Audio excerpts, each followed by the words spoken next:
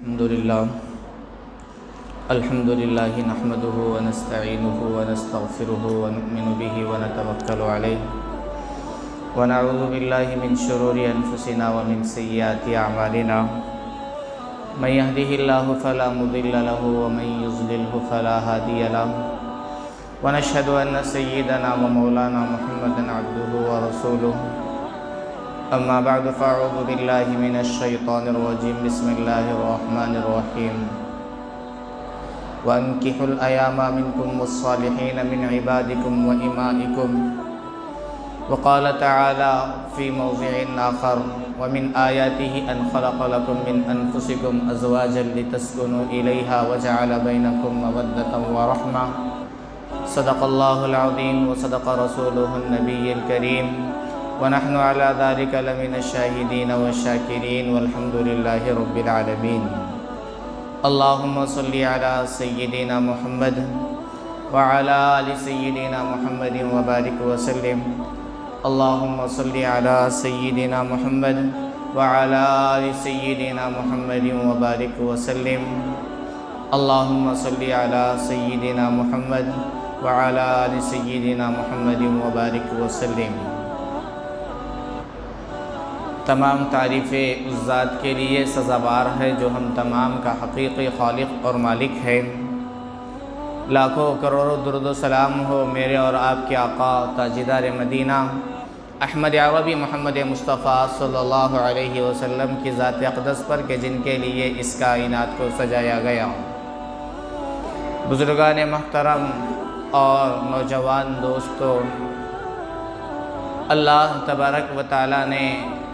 مرد کو بھی پیدا کیا اور اسی طریقے سے عورت کو بھی پیدا کیا۔ اللہ تبارک و تعالیٰ نے ہم کو جو دین دیا ہے یہ دین فطرت ہے، اور اس دین کے اندر بہت ہی درمیانی راستہ ہے۔ اللہ تبارک و تعالیٰ نے جو ہم کو دین دیا ہے دین اسلام، یہ دین فطرت ہے۔ اور جب اللہ تبارک و تعالیٰ نے مرد اور عورت کو پیدا کیا ہے تو فطری طور پر اللہ تبارک و تعالیٰ نے ہر ایک کے اس میں سامنے والے جو جوڑ ہے اس کے طرف میلان رکھا ہے۔ مثلا مرد ہے تو اس کے دل میں جو ہے فطری طور پر عورت کا تقاضا ہوتا ہے،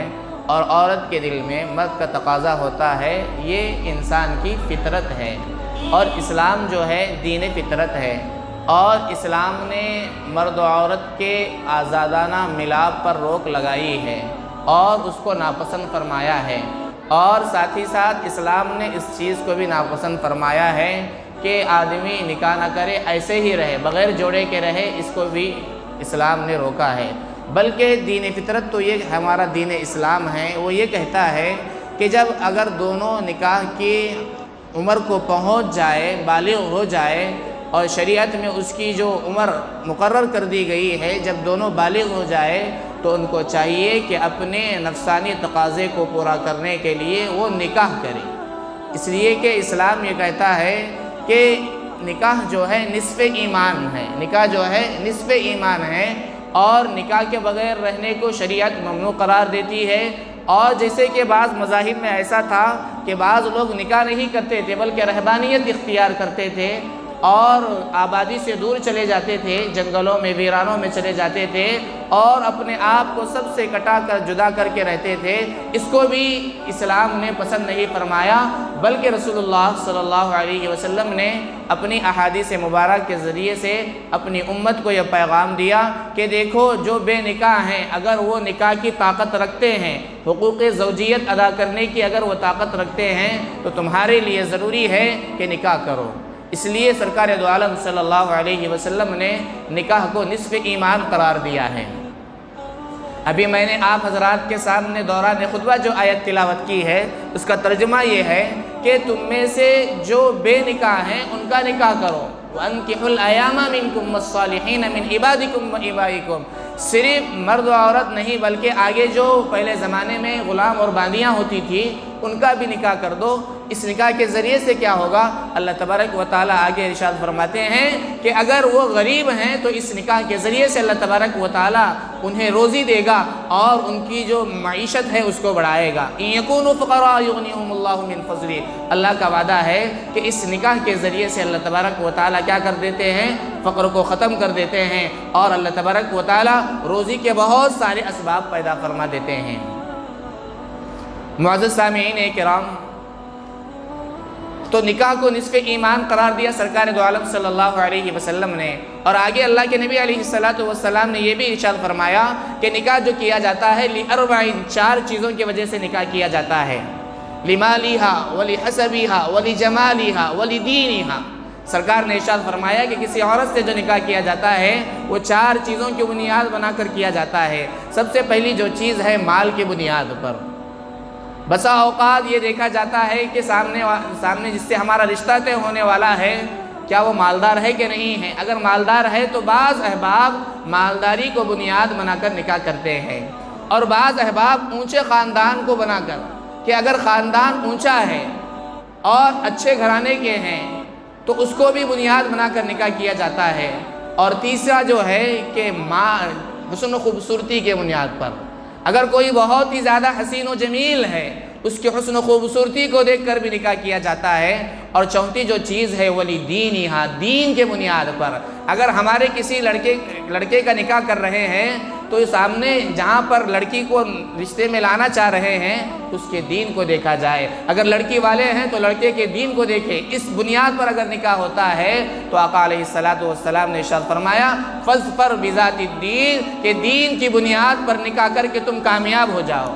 4 چیزوں کو رکھ کر آقا علیہ السلام نے آخر میں ارشاد فرمایا اگر کامیاب نکاح کرنا چاہتے ہو، کامیاب زندگی گزارنا چاہتے ہو تو تمہارے لیے ضروری ہے کہ تم جس چیز کو بنیاد بنا کر نکاح کرو وہ دین ہے، اس لیے کہ دین کی بنیاد پر نکاح قائم ہوگا، اس پر آقا علیہ السلام کی دعا ملے گی، اور اسی طریقے سے اللہ تبارک و تعالیٰ کی رحمتیں اتری گی، اور اسی طریقے سے جب دینداری دونوں میں ہوگی، لڑکے میں اور لڑکی میں ہوگی، تو اس کے ذریعے سے وہ ایک دوسرے کے حقوق کا خیال کریں گے، ایک دوسرے کو خوش رکھنے کی کوششیں کریں گے، ایک دوسرے کی جو ذمہ داریاں ہیں وہ ذمہ داریوں کو ادا کرنے کی کوشش کریں گے۔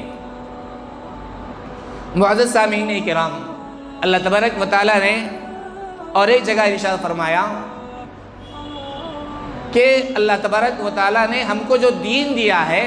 یہ ایسا دین ہے جو درمیانی راستہ اختیار کرتا ہے، نہ ہی بہت ہی زیادہ افراط و تفریط ہے، ایسا نہیں کہ انسان اس کو کر ہی نہ سکے، اور ایسا بھی نہیں کہ بالکل اس کو کھلے لگام چھوڑ دے، بلکہ درمیانی جو راستہ ہے اور انسانی فطرت کے آئین مطابق جو راستہ ہے اور انسانی تقاضے جو چاہتے ہیں اسی کے قریب اور اسی کے موافق دین اسلام نے بہت سارے احکامات نازل فرمائے ہیں۔ معزز سامعین کرام، آپ حضرات کے سامنے میں ایک حدیث پڑھتا ہوں،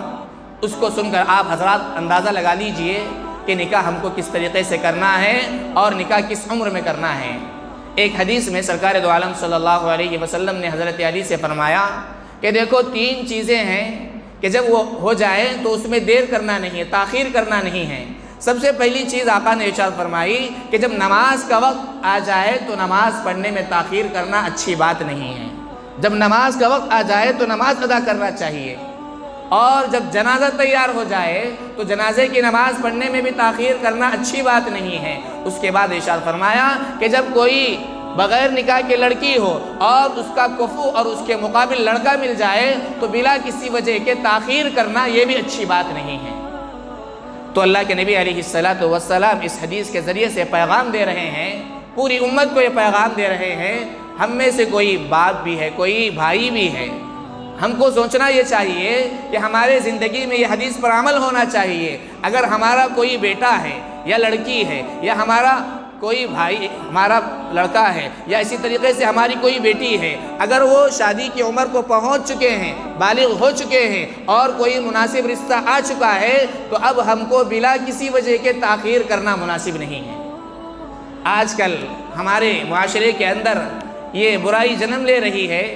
کہ گھروں میں شادیوں کی عمر ہو جاتی ہیں لڑکیاں اور لڑکے، ہم بغیر اس کے کہ تھوڑا گھر بنائیں گے، تھوڑا مال کمائیں گے، تھوڑا وہ کریں گے، تھوڑا بزنس اچھا چلنے کے لیے ہو جائے، ذرا سا لڑکی کی تعلیم اور ہو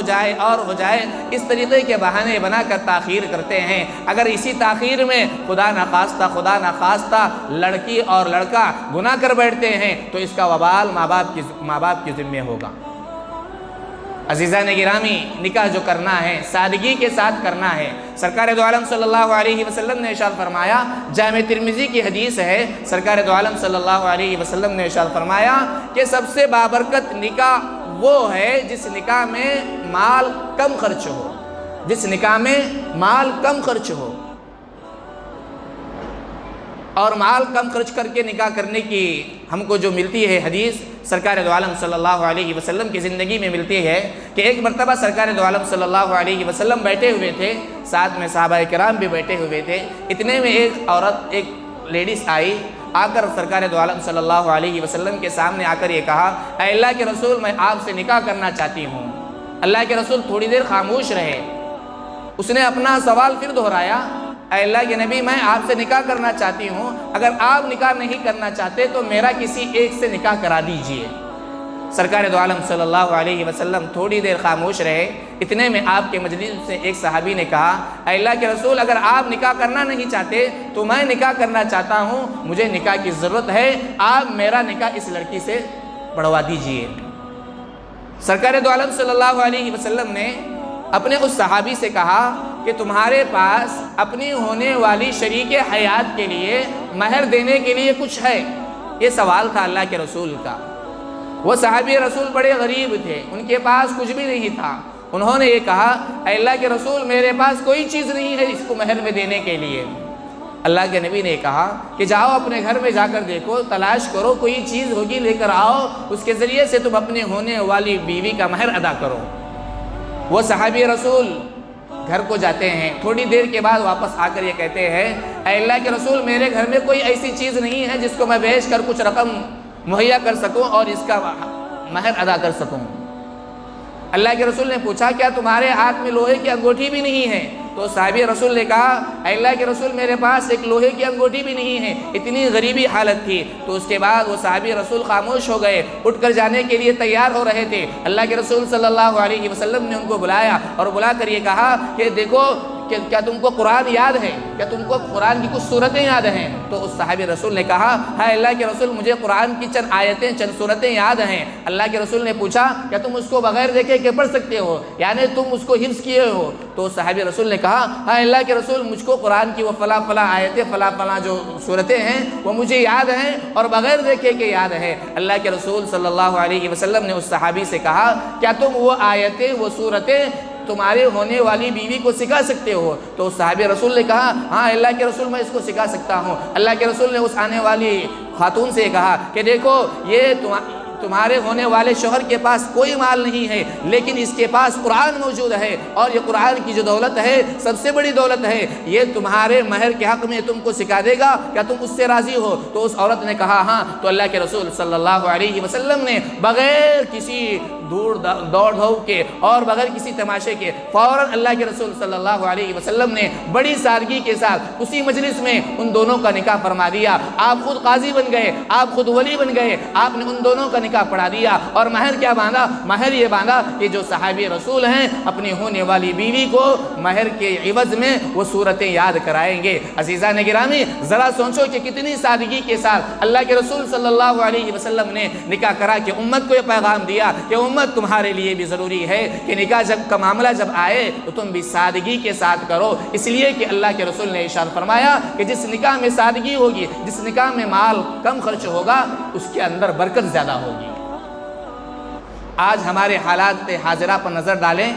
بڑا افسوس ہوتا ہے۔ آج جب نکاح کا موقع آتا ہے تو ہمارے معاشرے میں کتنے رسم و رواج جنم لے چکے ہیں۔ جب نکاح کا موقع آتا ہے تو کتنا مال خرچ کیا جاتا ہے، فضول خرچ کیا جاتا ہے، اور فضول خرچی کرنے والوں کے بارے میں قرآن نے کہا، ان المبذرین کانوا اخوان الشیاطین، جو فضول خرچی کرتے ہیں وہ شیطان کے بھائی ہیں۔ یہ میں نہیں کہہ رہا ہوں، آپ اٹھا کر قرآن پڑھ لیجئے۔ قرآن یہ کہتا ہے کہ جو شخص بھی فضول اپنا مال خرچ کرتا ہے وہ شیطان کا بھائی ہے۔ ان المبذرین کانوا اخوان الشیاطین۔ अज़ीज़ान गिरामी, जैसे ही निकाह का मौका आता है क्या किया जाता है? निकाह से पहले ही से ये किया जाता है कि दूल्हे वाले आ रहे हैं, उनके माँ बाप आ रहे हैं, उनके रिश्तेदार आ रहे हैं, उनके दोस्त आ रहे हैं, उनके लिए ज़ियाफ़त का इंतज़ाम करना है, उनके लिए बेहतरीन खाने का इंतज़ाम करना है, उनके लिए मीठे का इंतज़ाम करना है, उनके लिए जो जो चीज़ें वो मांग रहे हैं उसका इंतज़ाम करना है। और जब निकाह का मौका आता है अज़ीज़ान गिरामी, जब बात होती है तो आप हज़रात सोच लीजिए कि आप मुझसे ज़्यादा जानते हैं कि हमारे मुआशरे के अंदर जहेज़ लेकर कितनी बुराइयां हमारे अंदर आ चुकी हैं। जब भी निकाह का मौका आता है लड़की के वालिदैन बहुत ही परेशान होते हैं, उनकी रात की नींदें ख़त्म हो जाती हैं, बेचैन हो जाते हैं, वो तड़पते हैं, इसलिए कि अगर मालदार है तो ठीक है, अगर गरीब हैं तो ये सोचते हैं कि हम अपनी बेटी को निकाह में जो सामने लड़के वाले जो मांग कर रहे हैं जहेज़, वो कहाँ से ला कर देंगे। आज जहेज़ के मुताल्लिक़ इतनी बुराइयां आम हो चुकी है। आजकल आप हज़रात मुझसे ज़्यादा जानते हैं कि हालात हाजिरा क्या है, कि कितनी लड़कियों ने इसी जहेज़ के वजह से अपनी खुदकुशी कर ली है, और कितनी लड़कियां ऐसी है कि अपने ससुराल वालों की तरफ से बार बार जहेज लाने के मुतालिबे से तंग आकर उन्होंने अपने आप को मौत के दहाने पर भेज दिया। और कितनी लड़कियां ऐसी हैं कि जिनके निकाह नहीं हुए हैं महज इस वजह से कि उनके बूढ़े वालिदैन जो गरीब हैं, जिनकी माशी हालत बहुत कमज़ोर हैं, वो अपने होने वाले दामाद के पूरे मुतालबात नहीं कर सकते हैं, जिसकी वजह से हमारी बहुत सारी मुस्लिम लड़कियां ऐसी हैं जिन्होंने खुदकुशी की, जो दीन से मुनहरिफ हो गए, जिन्होंने गुनाहों का दरवाज़ा खोल लिया। अज़ीज़ान गिरामी, सोचने की बात है कि आका ने कैसे निकाह और सादगी के साथ निकाह करके उम्मत को क्या पैगाम दिया। आज हम उसी मोहम्मद रसूलुल्लाह सल्लल्लाहु अलैहि वसल्लम को मानने वाले हैं, उनका नाम लेने वाले हैं, और हम ये कहते हैं कि हम मोहम्मद सल्लल्लाहु अलैहि वसल्लम को अपना नबी जानते हैं और मानते हैं, लेकिन हालात और हमारा किरदार और हमारे अफ़ाल क्या बताते हैं कि हम अल्लाह के रसूल सल्लल्लाहु अलैहि वसल्लम की सुन्नत को ज़िंदा कर रहे हैं।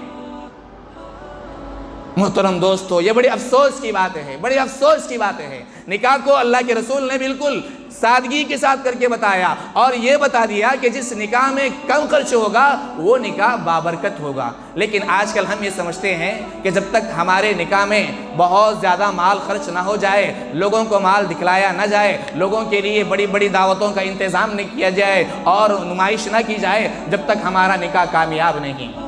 हमारी सोच भी गलत है, और हम सोच भी कितना सकते हैं, हमारा फैसला भी गलत है। हमारे लिए फैसला वही हक है और वही बेहतर है जो सरकार दो आलम सल्लल्लाहु अलैहि वसल्लम ने अपनी ज़ुबान मुबारक से इरशाद फरमाया। मुअज़्ज़ज़ सामिईन, मुझे और आपको और इस उम्मत के हर तबके को सोचने की ज़रूरत है कि आज हमारे मुआशरे के अंदर जो जहेज़ की जो लानत चली हुई है कि जिसके वजह से हज़ारों घर तबाह व बर्बाद हो रहे हैं, हज़ारों घर तबाह व बर्बाद हो रहे हैं, और जिसके ज़रिए से बूढ़े माँ बाप ऐसे हैं जो सिसकते सिसकते अपना आखिरी वक्त देख रहे हैं और वो भी खुदकुशी कर रहे हैं। एक मरतबा हज़रत मौलाना अली मियाँ साहब नदवी रहमतुल्लाहि अलैह, जो इस हिंदुस्तान के बड़े मशहूर आलिम गुज़रे हैं, बड़े मशहूर आलिम गुज़रे हैं, जिनको अरब ने शेखुल अरब वल अजम का लक़ब दिया था, बड़े मोतबर उलमा में से थे और मुस्लिम पर्सनल लॉ बोर्ड के सदर भी थे। उनके पास एक ख़त आया एक बूढ़े बाप का।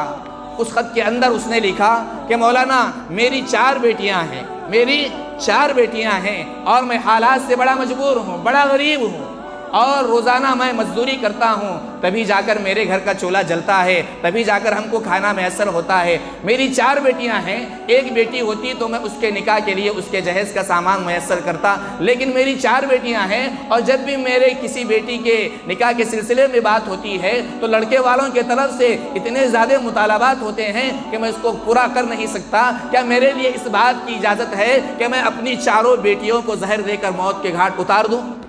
क्या मैं उनका गला घोट कर उनको ख़त्म कर दूं, या मैं उनको गुनाह करने की इजाज़त दूं?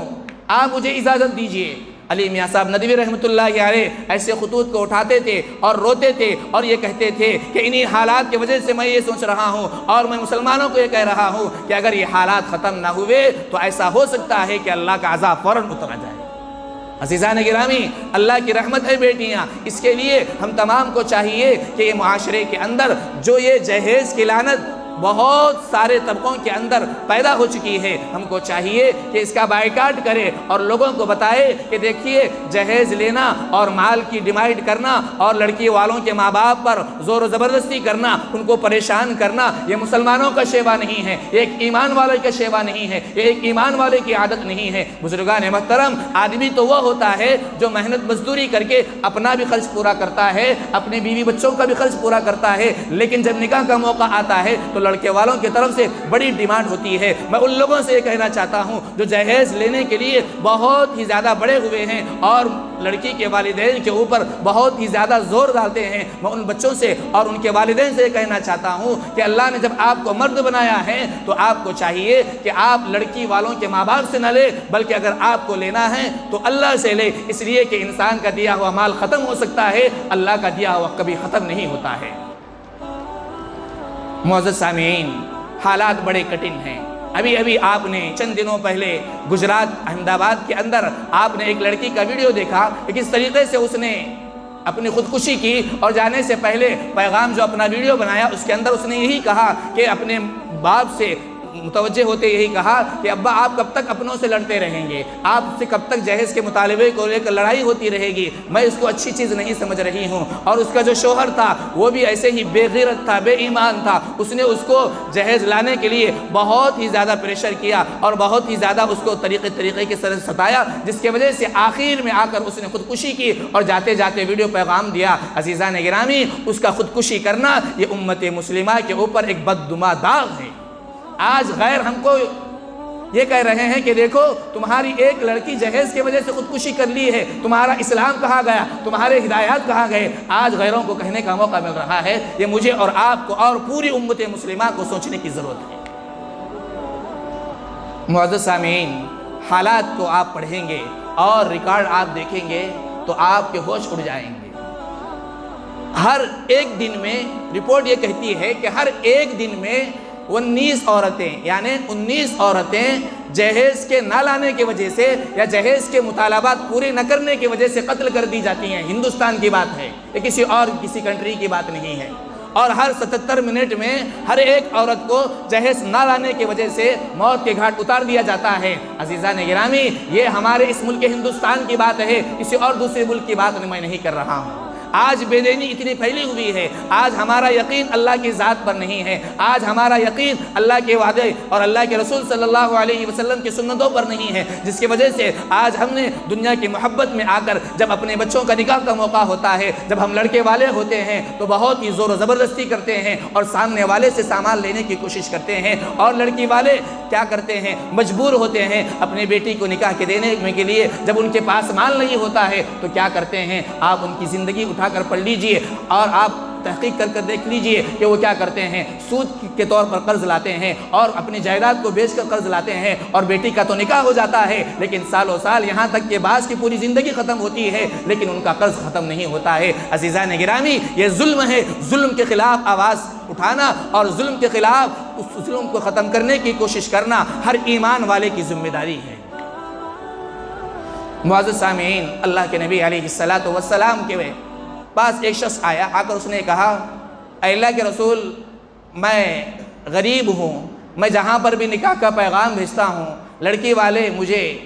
لڑکی نہیں دیتے ہیں، نکاح کا پیغام قبول نہیں کرتے ہیں، اس وجہ سے کہ وہ جو کام کرتا تھا چھوٹا کام تھا، یعنی ہمارے جسم میں جو فاسد خون ہوتا ہے، جو زائد خون جمع ہو جاتا ہے، اس کو نکالنے کا کام کرتا تھا،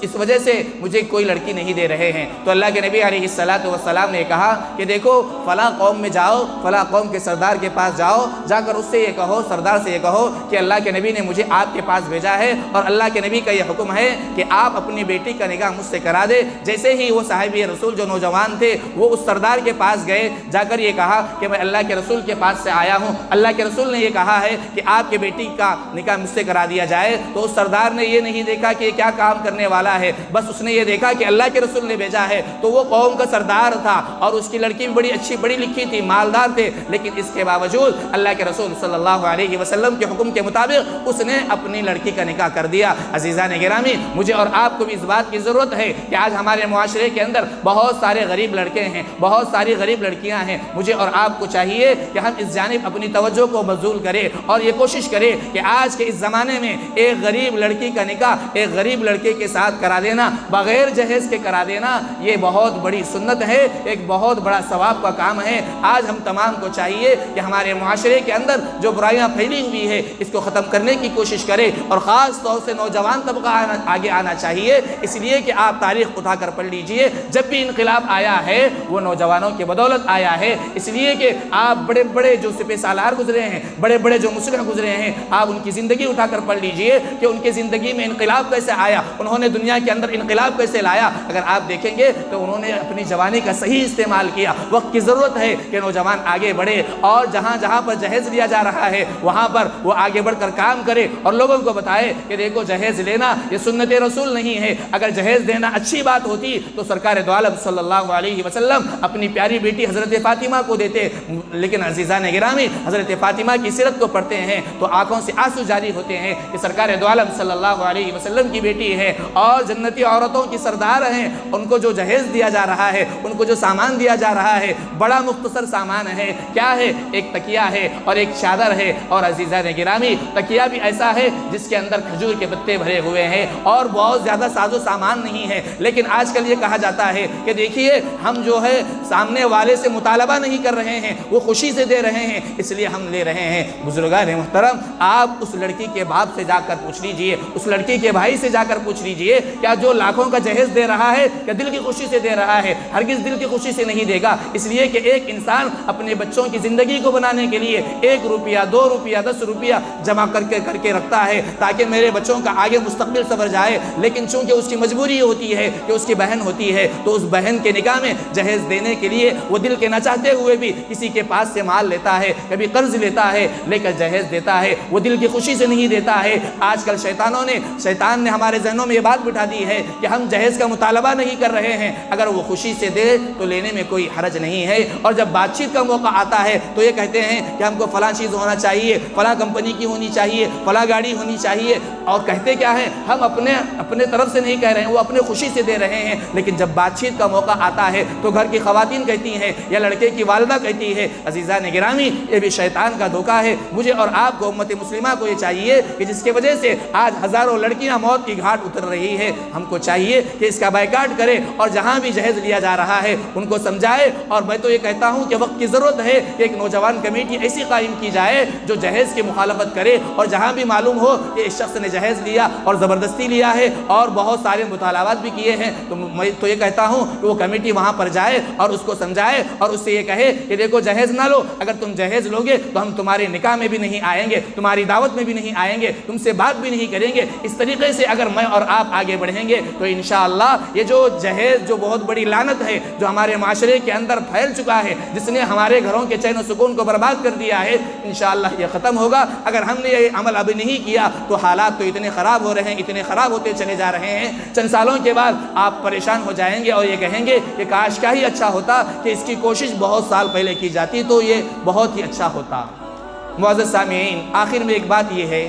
کہ اللہ کے رسول صلی اللہ علیہ وسلم قیامت تک آنے والے انسانوں کے رسول ہیں اور رہبری آپ ہی کی ہے، اور قیامت تک آنے والے ہر ایک کی نجات سرکار دو عالم صلی اللہ علیہ وسلم کے طریقے پہ ہیں۔ سرکار دو عالم صلی اللہ علیہ وسلم نے ارشاد فرمایا کہ فَاصْفَرْ بِذَاتِ الدِّينِ کہ دینداری کو بنیاد بنا کر نکاح کو قائم کیا جائے گا تو انشاءاللہ کامیابی ملے گی۔ مجھے اور آپ کو اور امت مسلمہ کو چاہیے کہ آج کے حالات کے موافق ہم تمام کو چاہیے کہ جہیز کا بائیکاٹ کرے، اور خاص طور سے جب بھی نکاح ہو تو سادگی کے ساتھ نکاح کرے، اس لیے کہ سادگی کے ساتھ نکاح کرنے میں برکت ہوتی ہے، اور نکاح کے سلسلے میں ایک عظیم سنت یہ ہے کہ نکاح جو قائم کیا جائے مسجدوں میں قائم کیا جائے، اس لیے کہ سرکار دو عالم صلی اللہ علیہ وسلم کی سنت ہے۔ میں آپ حضرات سے گزارش کرتا ہوں کہ ہم